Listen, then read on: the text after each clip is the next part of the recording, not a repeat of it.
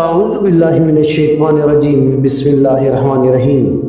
اللہ تبارک و تعالیٰ کے نام سے شروع جو بڑا مہربان اور نہایت ہی رحم کرنے والا ہے۔ پیارے دوستو، اسلامک سیریز اور قصص الانبیاء کے دیکھنے اور سننے والوں کو السلام علیکم ورحمۃ اللہ وبرکاتہ۔ اللہ تبارک و تعالیٰ قرآن کریم میں ارشاد فرماتا ہے، اور زمین و آسمان میں جو کچھ بھی ہے وہ سب اللہ تبارک و تعالیٰ کے لیے ہے، اور اللہ تبارک و تعالیٰ جس کو چاہتا ہے بیٹی عطا فرماتا ہے، اور جس کو چاہتا ہے بیٹا عطا فرماتا ہے، اور جس کو چاہتا ہے بیٹا اور بیٹی دونوں عطا فرماتا ہے،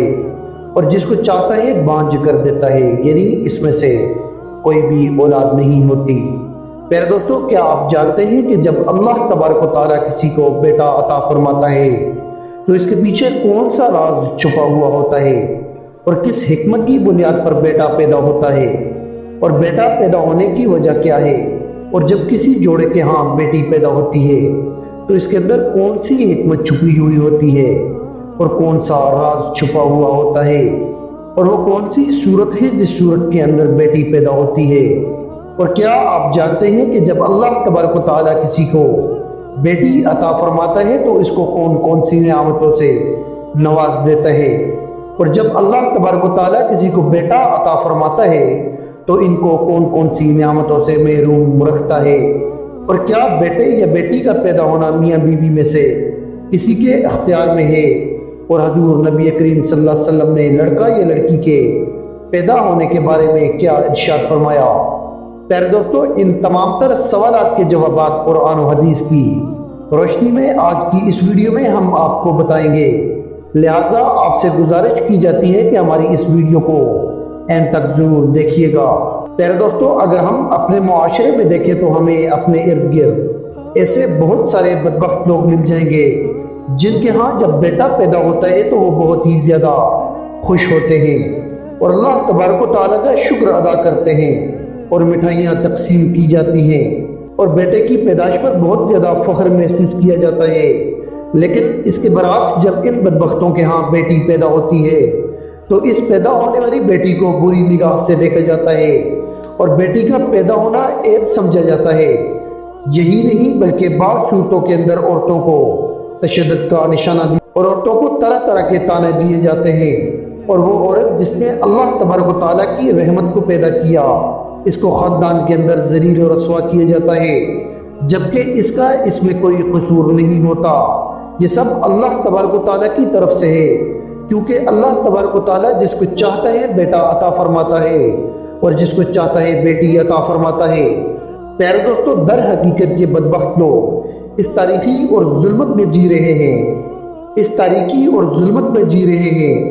جو آج سے 1400 سال پہلے تھے، اور آج سے 1400 سال پہلے ایک گمراہی اور جہالت کا دور ہوا کرتا تھا، جب لوگ بیٹی کے پیدا ہونے کو عیب سمجھا کرتے تھے، اور بیٹے کے پیدا ہونا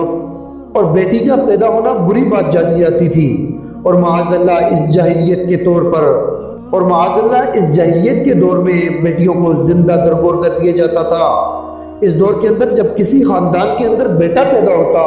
تو اس کو رکھ لیا جاتا، اور جب کسی خاندان کے ہاں بیٹی پیدا ہوتی تو اس معصوم سے پھول کو زندہ درگور کر دیا جاتا، اور اسے دفن کر کے قتل کر دیا جاتا۔ زمانہ جاہلیت کا یہ دور کئی سالوں تک چلتا رہا، اور پھر آخرکار وہ زمانہ بھی آیا جب اللہ تبارک و تعالیٰ کے پیارے حبیب حضرت محمد مصطفیٰ صلی اللہ علیہ وسلم اس دنیا کے اندر جلوہ گر ہوئے، اور بیٹیوں کو وہ مقام عطا فرمایا جو دنیا کے کسی مذہب میں نہیں ملتا۔ پیارے دوستو، جب اللہ تبارک و تعالیٰ کے پیارے حبیب اس دنیا کے اندر جلوہ گر ہوئے تو وہ وقت بھی آیا جب اسلام نے بیٹیوں کو جنت کی شہزادیاں بنا دیا، اور اسلام ہی وہ واحد مذہب ہے جس نے ایک بیٹی کو جنت کی عورتوں کا سردار بنا دیا۔ اور اللہ تبارک و تعالیٰ کے پیارے حبیب حضرت محمد مصطفیٰ صلی اللہ علیہ وسلم نے اس جاہلیت میں زندگی گزارنے والے لوگوں کو بیٹی کی عزت کرنا سکھایا، لیکن انتہائی افسوس کے ساتھ یہ کہنا پڑ رہا ہے کہ اس دور کے بدبخت لوگ آج بھی ہمارے معاشرے میں موجود ہیں، اور اسی جہالت کے اندر جی رہے ہیں۔ پیارے دوستو، بات کرتے ہیں کہ جب اللہ تبارک و تعالیٰ کسی کو بیٹی عطا فرماتا ہے تو اس کو کون کون سی نعمتوں سے نوازتا ہے، اور جب کسی کو بیٹا دیتا ہے تو اس کو کون کون سی نعمتوں سے محروم کر دیتا ہے۔ چنانچہ اللہ تبارک و تعالیٰ کے پیارے حبیب حضرت محمد مصطفیٰ صلی اللہ علیہ وسلم نے ارشاد فرمایا کہ اللہ تبارک و تعالیٰ ارشاد فرماتا ہے کہ جب میں کسی کو بیٹی عطا فرماتا ہوں تو میں اس کا ہاتھ بن جاتا ہوں، یعنی اللہ تبارک و تعالیٰ کی رحمت اس کے ساتھ ہوتی ہے، اور اللہ تبارک و تعالیٰ اس بیٹی کے اس کی زندگی میں آنے والی ہر مشکلات کو آسان فرما دیتا ہے، اور اس پر رزق کے دروازے کھول دیے جاتے ہیں، اور اس کی زندگی میں آنے والی ہر مشکلات کو دور کر دیا جاتا ہے، اور اس کے گھر کو رحمت کا گھر بنا دیا جاتا ہے، اور اس کے گھر پر اللہ تبارک و تعالیٰ کی رحمتوں کی بارش ہوتی ہے۔ اور حضور نبی کریم صلی اللہ علیہ وسلم نے ارشاد فرمایا کہ جب کسی گھر میں بیٹا پیدا ہوتا ہے تو اللہ تبارک و تعالیٰ ارشاد فرماتا ہے کہ بندے میں نے تیرا ہاتھ تجھے دے دیا۔ جیسے کہ ایک مرتبہ حضور نبی کریم صلی اللہ علیہ وسلم کہیں پر تشریف لے جا رہے تھے تو آپ کا گزر ایک بستی کے قریب سے ہوا۔ آپ صلی اللہ علیہ وسلم نے دیکھا کہ اس بستی پر نور برس رہا ہے۔ جب آپ صلی اللہ علیہ وسلم اس بستی کے قریب ٹھہرے تو آپ نے صحابہ کرام رضی اللہ تعالیٰ عنہ سے ارشاد فرمایا، یہ جو نور اس بستی پر برس رہا ہے یہ تو اس بستی میں کسی گھر میں بیٹی کی ولادت ہوئی ہے، یا کسی نے اپنے گھر میں کدو شریف کی ہانڈی پکائی ہے۔ پیارے دوستو، اس حدیث سے بخوبی اندازہ لگایا جا سکتا ہے کہ جب اللہ تبارک و تعالیٰ کسی کو بیٹی عطا فرماتا ہے تو اس گھر میں کس قدر اللہ تبارک و تعالیٰ کی رحمتوں کا نزول ہوتا ہے۔ پیارے دوستو، اب بات کرتے ہیں اس حکمت کے بارے میں جس بارے میں آج سے 1400 سال پہلے حضور نبی کریم صلی اللہ علیہ وسلم نے ارشاد فرمایا کہ جب کسی کے ہاں بیٹا پیدا ہوتا ہے تو بیٹے کے پیدا ہونے کے پیچھے وجہ کیا ہوتی ہے اور کس حکمت کے تحت بیٹا پیدا ہوتا ہے، اور جب کسی کے ہاں بیٹی پیدا ہوتی ہے تو کس حکمت کے تحت بیٹی پیدا ہوتی ہے، اور وہ کون سی ایسی صورتیں ہیں جس کی وجہ سے بیٹی یا بیٹا پیدا ہوتا ہے۔ چنانچہ روایات میں آتا ہے کہ حضور نبی کریم صلی اللہ علیہ وسلم کی خدمت اقدس میں چند یہودی آئے اور انہوں نے حضور صلی اللہ علیہ وسلم سے چند باتیں پوچھی۔ ان یہودیوں نے حضور پاک صلی اللہ علیہ وسلم کی بارگاہ میں عرض کی کہ اگر آپ اللہ تبارک و تعالیٰ کے سچے رسول ہیں تو آپ ہمارے ان سوالوں کا جواب ضرور دے پائیں گے، کیونکہ اللہ تبارک و تعالیٰ کے نبیوں کے علاوہ اس کے متعلق کسی کو بھی علم نہیں ہوتا۔ پیارے دوستو، ان یہودیوں نے حضور نبی کریم صلی اللہ علیہ وسلم سے 3 سوالات کیے۔ ان یہودیوں نے پہلا سوال یہ کیا کہ وہ کون سا کھانا ہے جس کو بنی اسرائیل نے خود اپنے اوپر حرام کر لیا، اور دوسرا سوال انہوں نے حضور نبی کریم صلی اللہ علیہ وسلم سے یہ کیا کہ نسل انسانی میں لڑکے یا لڑکی کی تخلیق میں یہ جو فرق ہے یہ کس وجہ سے ہے، اور تیسرا سوال انہوں نے یہ کیا کہ عام آدمی اور اللہ تبارک و تعالیٰ کے نبیوں کے درمیان کیا فرق ہوتا ہے۔ تو ان یہودیوں کے سوالوں کے جوابات حضور نبی کریم صلی اللہ علیہ وسلم نے یہ ارشاد فرمائے۔ حضور پاک صلی اللہ علیہ وسلم نے ارشاد فرمایا ہے کہ اگر تم لوگوں میں کچھ بھی صداقت پسندی یا سچائی کی رمز باقی ہے تو تم لوگ سمجھ لو کہ بنی اسرائیل کے لوگ بیماریوں کے اندر مبتلا ہوئے تھے اور ان کے مرض نے شدت اور طوالت دار کر لی تھی، اور انہوں نے اللہ تبارک و تعالیٰ کی بارگاہ میں یہ نظر مانی تھی کہ اگر اللہ تبارک و تعالیٰ ہمیں اس موذی مرض سے نجات عطا فرما دے تو ہم اپنے اوپر اپنی پسندیدہ اور مرغوب اشیاء کو حرام کر لیں گے۔ تو اس طرح بنی اسرائیل کے لوگوں نے اپنے اوپر اونٹ کا گوشت اور اونٹنی کا دودھ حرام کر لیا۔ اس طرح اس پہلے سوال کا جواب سن کر یہودیوں نے کہا کہ بے شک حضور نبی کریم صلی اللہ علیہ وسلم نے سچ فرمایا، یہی حقیقت ہے۔ اور دوسرا سوال کہ نسل انسانی میں لڑکے یا لڑکی کی تخلیق میں فرق کی وجہ کیا ہے، تو اس کے جواب میں اللہ تبارک و تعالیٰ کے پیارے حبیب حضرت محمد مصطفیٰ صلی اللہ علیہ وسلم نے ارشاد فرمایا کہ میں تم کو اللہ تبارک و تعالیٰ کی قسم دیتا ہوں، کیا تم نہیں جانتے کہ مرد کا مادہ غلیظ اور سفید ہوتا ہے اور عورت کا رقیق اور زرد ہوتا ہے؟ ان میں سے جو مادہ دوسرے مادے پر غالب آ جاتا ہے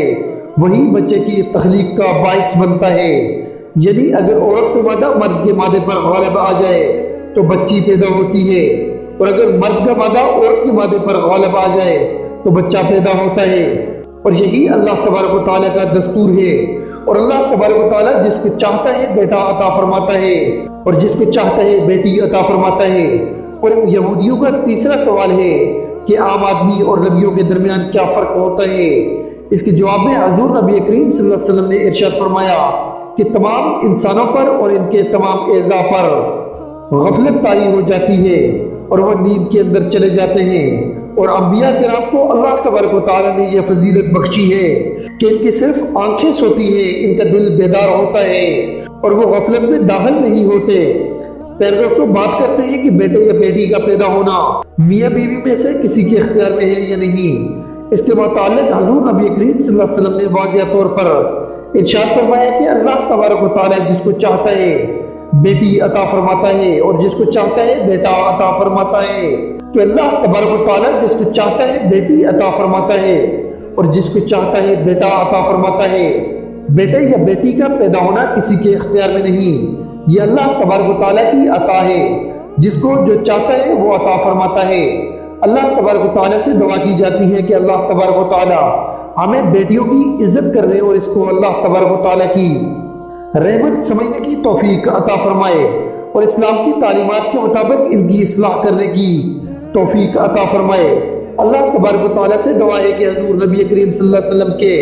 بتائے ہوئے راستے پر چلتے ہوئے زندگی گزارنے کی توفیق عطا فرمائے اور ان کی محبت کے اندر جینا اور مرنا نصیب فرمائے۔ معزز ویورز، امید کرتا ہوں کہ آپ کو ہماری آج کی ویڈیو پسند آئی ہوگی۔ اگر آپ کو ہماری آج کی ویڈیو پسند آئی ہے تو ہمارے YouTube چینل کو سبسکرائب کریں، بیل آئیکن کو پریس کرنا نہ بھولیے گا تاکہ ہر نئی آنے والی ویڈیو آپ تک پہنچ سکے۔ اپنا ڈھیر سارا خیال رکھیے گا، ملتے ہیں آپ کو ایک نئی ویڈیو میں ایک نئے ٹاپک کے ساتھ، تب تک کے لیے ہمیں دیجیے گا اجازت۔ خدا آپ کا حامی و ناصر ہو۔ السلام علیکم ورحمۃ اللہ وبرکاتہ۔